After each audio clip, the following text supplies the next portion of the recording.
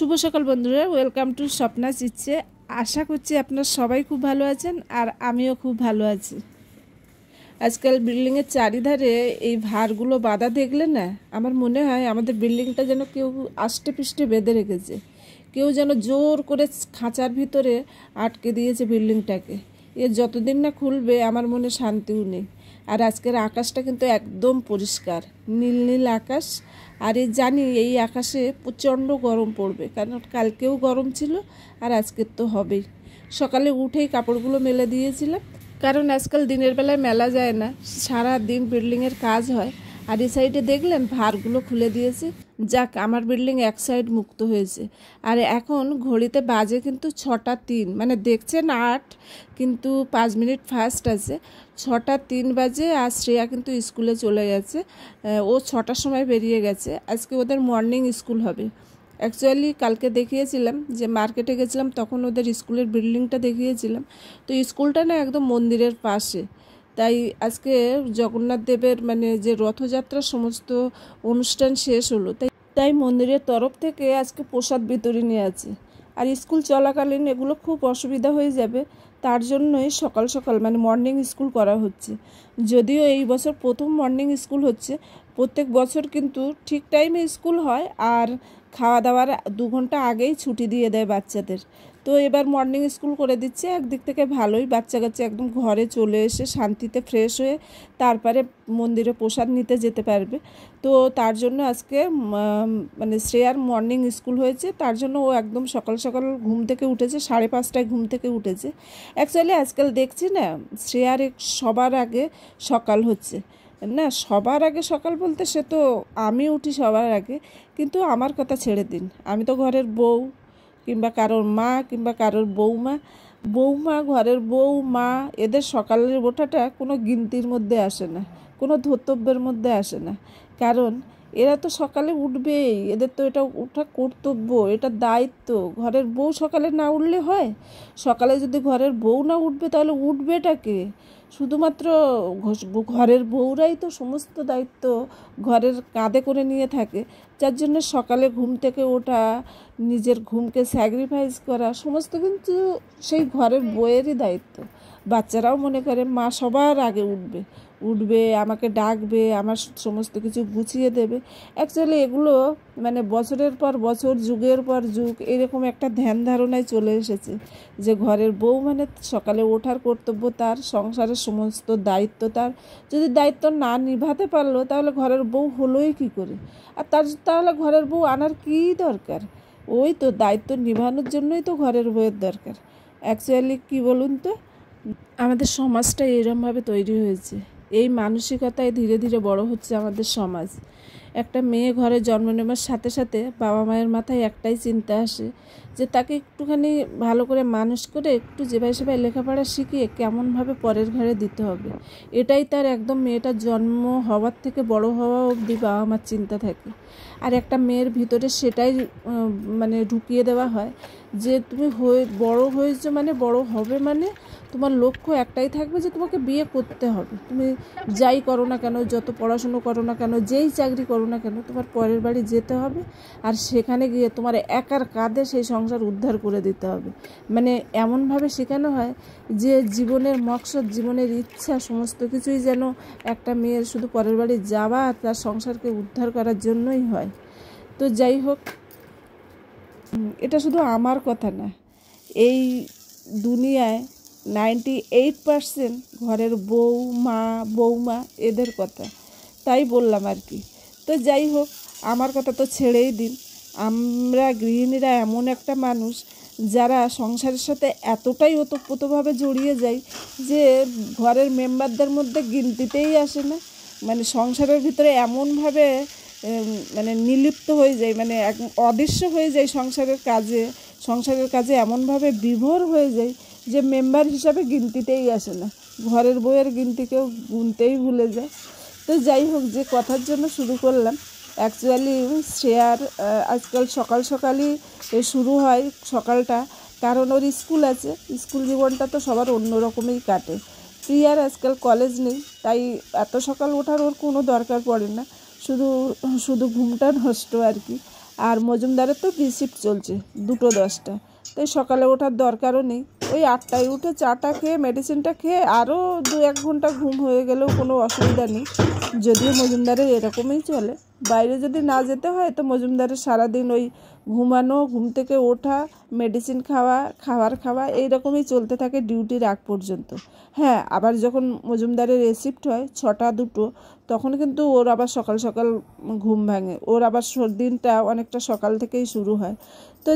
তো যাই হোক, জানি না কেন আজকে সকাল থেকে অনেক জ্ঞান দিয়ে ফেললাম, মনের ভিতরে কি চলছিল তাও জানি না। তো এখন কিন্তু আমি আজকে চিড়ের পোহা বানিয়েছি, জানি মজুমদার খাওয়ার সময় খুব খটোমটো করবে, কারণ সবজি আছে ওর ভিতরে, আর চিড়ের পোহা টোহাগুলো একদম পছন্দ করে না। সকালে উঠে ওর একটু রুটি হলেই যথেষ্ট। আবার সকালে উঠে যে রুটির সাথে কিছু সবজি করব, সেটাও যদি তার পছন্দ মতো না হয় তাহলে খুব সমস্যা। তাই রুটি আর করতে আমার ভালো লাগে না সবসময়। তো আজকে জোর জবরদস্তি চিড়ের পোহা করেছি। খাওয়ার সময় একটুখানি অসুবিধা হবে, একটুখানি অসন্তুষ্ট হবে, কিন্তু ঠিক আছে, ওরও সবসময় রুটি খাওয়াটা উচিত না, একটুখানি ঘুরিয়ে ফিরিয়েও খেতে বলেছে। হসপিটাল থেকে আসার সময় যখন ডায়েট চার্ট দিচ্ছিলো তখনই বলেছিল যে প্রত্যেক দিন একটুখানি ঘুরিয়ে ফিরিয়ে যাতে টিফিন করতে পারে, কিন্তু সেটা তো হয় না। তো এখন আমি জোর জবরদস্তি মাঝে মাঝে করি। আর আজকে বৃহস্পতিবার, তো তার জন্য আমি একদম স্নান সেরে নিয়েছি। সকালের কাজবাজ দেখতেই পেলেন, টুকটাক করে সেরে নিয়ে স্নান করে নিয়েছি। আর বৃহস্পতিবারে একটু সময় বেশিই লাগে, অন্য যে নিত্যদিনের পূজা হয় তার থেকে 3 গুণ সময় লাগে আমার বৃহস্পতিবারে। এখন প্রায় ওই 8:30 বাজে, আর আমি জানি আমার পূজা শেষ হতে হতে 10টা বাজবে। তো তার জন্য এখন আমি ধীরে ধীরে পূজার কাজ শুরু করছি। আর আজকে আর একটা খুশির খবর আছে, সেটা হচ্ছে মানে ঘরে রান্না বান্না নেই, কারণ আছে মন্দিরে খাওয়া দাওয়া, তাই ঘরের অত আর রান্না বান্না নেই। আর একটা মেয়েদের দেখবে ঘরের রান্না না থাকলে তার মতো খুশি কিন্তু আর হয় না। তবে এই কথাটা আমি বললাম একদম ভুল কথা, আমার রান্না বান্না নেই এমন নয়, কারণ মজুমদার তো আছে, ও তো ওখানে খাবে না, আর ওখানে খাওয়া ওর ঠিক উচিত হবে না। তার জন্য রান্না তো করব, কিন্তু খুব অল্প স্বল্প রান্না হবে, কারণ আজকে বৃহস্পতিবার এমনিও মাছ মাংস খাওয়া হবে না, একটু নিরামিষ, ও যেটা পছন্দ করবে সেই অনুযায়ী একটুখানি ঘরে রান্না করব। আর প্রিয়া শ্রেয়া তো যাবে বলছে, তো ওদের সাথে আমিও চলে যাব মন্দিরে। অ্যাকচুয়ালি খাওয়াটা বড় কথা না আমার কাছে বলে না, অনেকের কাছে দেখবেন কোথাও বাইরে যাওয়ার হলে একদিন যদি রান্নাঘর থেকে ছুটি পাওয়া যায় তাহলে কিন্তু খুব ভালো লাগে, খুব খুশি হয় মনটা, মনে খাওয়া দাওয়া যাক চুলোয়, আগে একটুখানি বাইরে যাই, খোলা হাওয়ায় থাকি, একটু সবার সাথে দেখা হবে, কথা হবে, এই হিসাবে একটু ভালো লাগে আর কি। তো আমারও ওই একই অবস্থা, রান্না তো আমাকে আজকে করতেই হবে। তো এখন আমি ঠাকুরঘরটা একদম পরিষ্কার করে নিলাম, ঠাকুরের জায়গাটা, ঠাকুরগুলো মুছে কাপড় চেঞ্জ করে নিয়েছি, আর তারপরে বাসনগুলো মেজে নিয়েছি। আর এখন আমি নিচে যাচ্ছিলাম ফুল তুলতে, কিন্তু দেখলাম কাপড়গুলো না নিচে পড়ে যাচ্ছে, শুকিয়ে গেছে কাপড়গুলো, বেশ কড়া রোদ্দুর ছেড়েছে। আজকে গরমও সকাল থেকে ভালোই দিয়েছে, জানি না যখন খেতে যাব তখন অবস্থাটা কি হবে। তা প্রিয়া কাপড়গুলো নিয়ে ঘরে গেল, আর আমি নিচে যাচ্ছি ফুল নেওয়ার জন্য। অ্যাকচুয়ালি এখানে ফুল গাছ কিন্তু ভরা, কিন্তু ফুল পাবো না, রাশি রাশি জবা ফুলের গাছ দাঁড়িয়েছে, কিন্তু একটা ফুল নেই, কারণ এখানে না সবাই ভোর 4টেই টর্চ লাইট জ্বালিয়ে ফুল তুলতে ওঠে, তাও স্নান সারে না। হ্যাঁ, আমিও উঠাতে পারি, কিন্তু আমি স্নান না সেরে ফুল তুলতে আমার কেমন লাগে। সেই ছোটোর থেকে অভ্যাস, বাবাকে দেখতাম ঠাকুরের কাজ মানেই একদম চান দান করে তারপরে। আর এখানে না এই জায়গাটায় পুরো তুলসী গাছের ভরা ছিল, বড় বড় তুলসী গাছ ভরা ছিল, কিন্তু দেখছি এখানে সব বড় তুলসী গাছগুলো উঠিয়ে দিয়েছে। আর এখানে অনেক ধরনের তুলসী গাছ ছিল, কিন্তু এখন বড় তুলসী গাছগুলো উঠিয়ে দিয়ে ছোট ছোট চারা বসিয়েছে, আর বেশি ভ্যারাইটি নেই, একই ধরনের তুলসী গাছ দেখছি। আর এখানে আমি অনেক দিন আসিনি, কারণ এর চারিধারটা পাঁচিল দিয়ে ঘেরা হচ্ছিল, আর আমিও আমার জীবনে খুবই ব্যস্ত ছিলাম, আর সবসময় লোকজন এখানে থাকতো বলে আমি আর এর ভিতরটায় আসতাম না। কিন্তু এখন এসে দেখছি তুলসীর বাগানটা একটু অন্যরকম হয়ে গেছে। আগে তো এখানকে আমি বৃন্দাবন বলতাম, মানে এত বড় বড় তুলসী গাছে ভরা ছিল। আর মন্দিরের গায়ে যে ঠাকুরগুলো এঁকেছে খুবই সুন্দর লাগছে দেখতে। লক্ষ্মী পুজো হলে একটু লাল ফুল পেলে ভালো হয়, মানে একটু জবা ফুল, ওই ধরনের লালচে ধরনের ফুল হলে ভালো হয়, কিন্তু সে তো আর পেলাম না। এখন এই সাদা ফুল, আমরা যেটা বলি নয়নতারা আর কি, এটা পাবো, অনেকটাই আছে দেখছি এই গাছটায়। বাইরের কোনো গাছে নেই, সব ওঠানো হয়ে গেছে। মন্দিরের এই সাইডের গাছটায় বেশ কিছু সাদা ফুল আছে, সেইগুলো নেব। একটু তুলসী পাতা নিয়েছি, আর তার সাথে সাথে এখানে সুন্দর বেল গাছ আছে, একটু বেলপাতাও নেব। তো সব মিলে পূজাটা যাক ভালোভাবে হয়ে যাবে। অ্যাকচুয়ালি এখানে যে কিনতে যাবেন ফুল, সেটাও পাওয়া খুব মুশকিল। আর সকালে কিনতে গেলে সেই অনেকটা যেতে হবে, তারপরে ফুল আনতে হবে। তা কেনা ফুলের উপরে একদমই নির্ভর করা যায় না। তো এখান থেকে আমি একটুখানি ফুল তুলে নিয়ে যাচ্ছি। আর হ্যাঁ, লাল ফুল বলতে একটুখানি রঙ্গন ফুল পেয়েছি। আর দেখছেন এর চারিধারটা পাঁচিল দিয়ে কেমন ঘিরে দিয়েছে। আমার এতে যেন দেখলে যেন মনে হচ্ছে কেমন বদ্ধ বদ্ধ লাগছে, বেশ খোলামেলা জায়গাটা ছিল। তো যাই হোক, মন্দিরের স্বার্থে এখানে তো অনেক পূজা হয়, তো সেই পূজার স্বার্থেই ঘিরে দেওয়া হয়েছে। তো আসার সময় না এই কৃষ্ণচূড়ার ফুলটা পেলাম, একদম মাটির উপরে পড়েছিল, যেন মনে হচ্ছিল একদম আগুন জ্বলছে ফুলটা থেকে। তো যাই হোক, ফুল তো তুলে এনেছি, আমের পল্লব নিয়েও চলে এসেছি।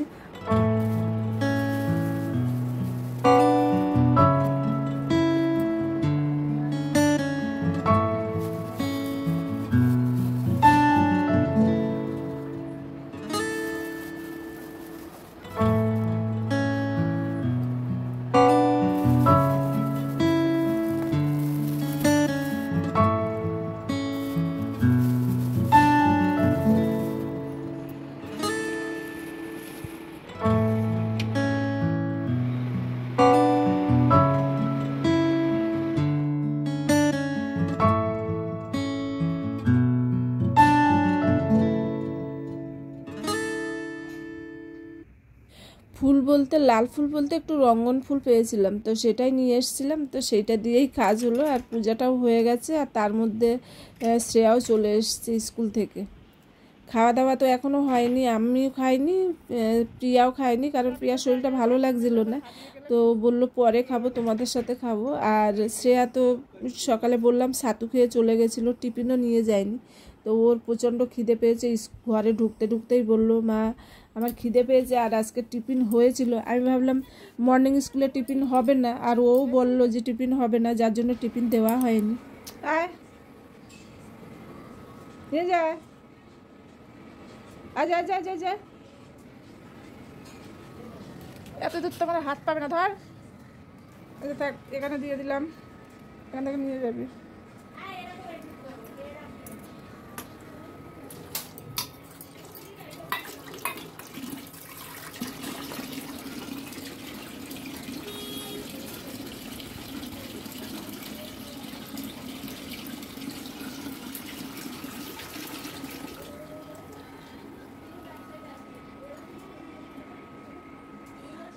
চলুন আজকে আপনাদের সাথে একটা জিনিস শেয়ার করব। কিছুদিন ধরে আমি দেখছি, আমি যখন বিস্কুটটা দিই না, আগে ও মুখে নিয়ে চলে যেত, এখন আর না, মুখে নিয়ে যায় না। ওইখানে কি করে, ওর খাওয়ার জন্য যে জলের বাটিটা দিয়ে রাখি, বিস্কুটটা নিয়ে না সেই বাটির ভিতরে ও ফেলে দেয়, দিয়ে তারপরে এই ভিজে বিস্কুটটা থেকে টুকরে টুকরে খেয়ে নেয়। তো আমি দেখাতে গেলাম বলে ও আমাকে দেখে চলে গেল, কিন্তু আমি দূরে যেতেই কিন্তু ও চলে এসছে। এবার দেখবেন ওই বিস্কুটটা থেকে টুকরে টুকরেও খেয়ে নেবে, আর একদম পুরো পরিষ্কার করে খেয়ে নেবে। বাটির ভিতরে এক টুকরো বিস্কুট পড়ে থাকবে না। ওর মানে গলাটা শুকিয়ে যায়। যাই তো খেতে বসলাম, যে ইয়া হচ্ছে রাত্রে ভাত খাচ্ছে, রাত্রে ভাত তরকারি ছিল সেটা খাচ্ছে। আর বললাম পোহা বানানো হয়েছিল, সেইটা শ্রেয়া আর আমি খেলাম।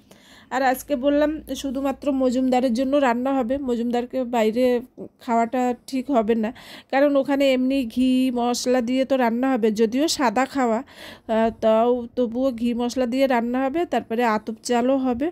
তো এক্ষুনি আতপ চাল খেতে যদিও মজুমদার খুবই ভালোবাসে, তবে এক্ষুনিও দিতে চাচ্ছি না, এই কদিন হলো হসপিটাল থেকে এসেছে। তো তার জন্য মজুমদারের জন্য ও যা যা খেতে ওর কাছে শুনে নিলাম, যা যা ও করতে বললো সেরকম অনুযায়ী করছি। তো এখানে আমি একটুখানি করলা চাকচাক করে কেটে নিয়েছি, একটু করলা ভেজে দেবো, আর তার সাথে বললো একটু লেবু রাখতে। তো ওর জন্যই শুধু একটা বড় পিস করে কেটে নিলাম, আর লেবুটা কাটলাম না। আর এদিকে আমি একটুখানি মুসুরির ডাল বসিয়েছি, আর তার সাথে সাথে আলু দিয়ে দিয়েছি বয়েল হওয়ার জন্য। তো ডালটা কিন্তু অলরেডি এখানে সিদ্ধ হয়ে গেছে, আমি অনেকক্ষণই বসিয়েছি। আর ভাবছি পাঁপড় আছে, একটু পাঁপড় সেঁকে দেবো। ওকে তো পাঁপড় ভেজে দিই না, সেঁকে, আর ও সেঁকে খেতেই ভালোবাসে। তো একটুখানি পাঁপড় সেঁকে দেবো, আর মুসুরির ডাল, আলু সিদ্ধ, করলা ভাজা, তার সাথে আচার আছে, লেবু আছে, ও খেয়ে নেবে। আর আমি বলেছিলাম তরকারি করার জন্য, বললো না তরকারি করতে হবে না, এমনিও আমার খেতে ভালো লাগছে না। তো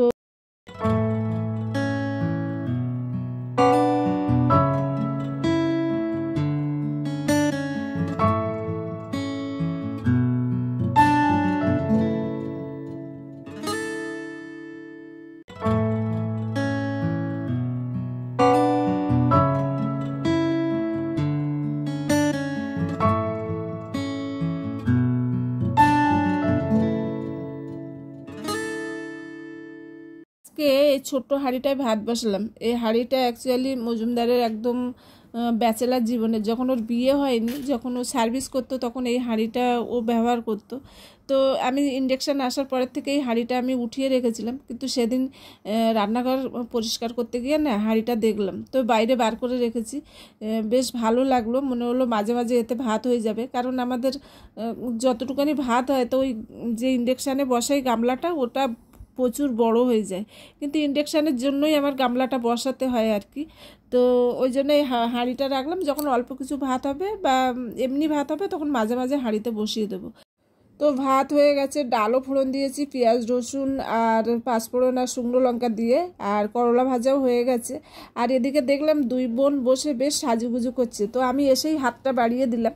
সেই আমি বাড়িতে গেছিলাম জুন মাসে, তখন সেই বাড়িতে গিয়ে নেল পালিশ লাগিয়েছিলাম, তারপর বাড়ি এসে না এর দিকে তাকিয়েছি না দেখেছি, মাঝে মাঝে তো উঠে গেছে কিছুটা কিছুটা করে, দেখতেও বাজে লাগছে। মাঝে মাঝে ভাবছিলাম যে নেল পালিশটাও উঠিয়ে দেবো, কিন্তু সেই সময় হয়ে আসছে না, সময় হলেও এনার্জি ছিল না।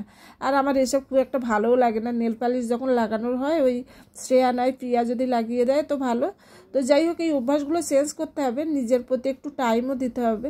সব সময় মানে নিজেকে ইগনোর করাটা চলে না, সব যখন ঠিকঠাক চলছে নিজেকে ইগনোর করাটা একদমই উচিত না। তো এখন আয়নার ওপরে ছিল হাতটা আর নেল পালিশ লাগাচ্ছিল, কিন্তু আয়নাতে শ্রেয়ার মুখ দেখা যাচ্ছে বলে ও আয়নাটা চেঞ্জ করে দিয়ে আমাকে এর ওপরে হাতটা দিয়েছে। আর প্রিয়ার থেকেও কিন্তু শ্রেয়া খুব সুন্দর নেল পালিশ লাগাতে পারে দেখছি, কারণ একদম সাইডে লাগছেই না, না বরাবর নেল পালিশ লাগছে, কিন্তু প্রিয়া লাগাতে গেলে কিন্তু পুরো হাতের চারিধারে নেল পালিশ লেগে যায়। ও কিন্তু খুব সুন্দর করে নেল পালিশটা আমাকে পরিয়ে দিল, আর বেশ ভালোও লাগছে। আর ওরা দুই বোন বসে বসে সাজুগুজু করছে।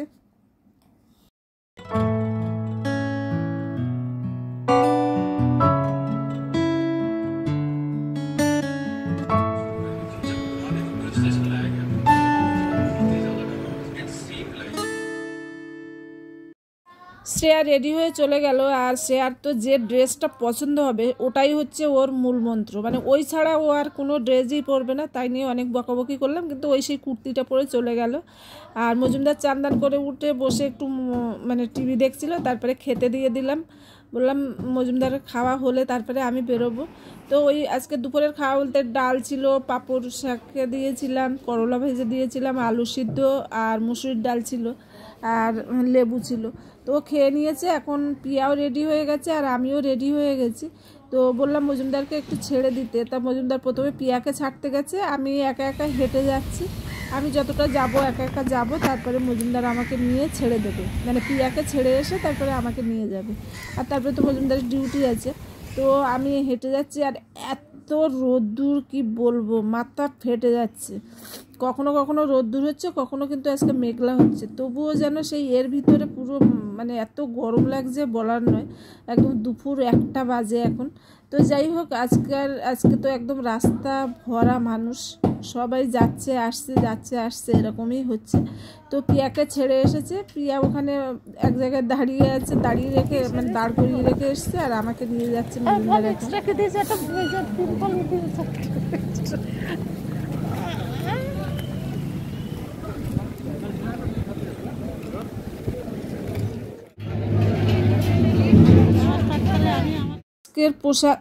আজকে প্রসাদে আছে অড়হর ডাল, একটা পাঁচমিশালি তরকারি পনির দিয়ে, আমের চাটনি, পায়েস আর মিষ্টি, আর তার সাথে আতপ চালের ভাত। তো পুরো 20 মিনিট ধরে লাইনে দাঁড়িয়েছিলাম, আর একদম টাটা ফাটা রোদ্দুরে মাথা তো একদম ব্যথা শুরু হয়ে গেছে। আর তারপরে খাওয়া দাওয়ার পরে প্রিয়া বললো একটা ঠান্ডা খাবে, তো ঠান্ডাটা নিয়ে আর আমরা ঠান্ডা খাচ্ছিলাম, আর চেনা পরিচিত যেসব মানুষের সাথে দেখা হচ্ছিল তাদের সাথে কথা বলছিলাম। তার মাঝখানে শ্রেয়াকেও খুঁজে নিলাম, ও তো আগেই চলে এসেছিলো।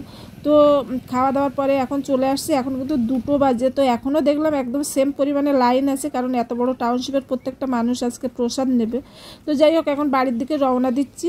আর ভিডিওটা আর বড় করছি না, এখানেই রাখছি।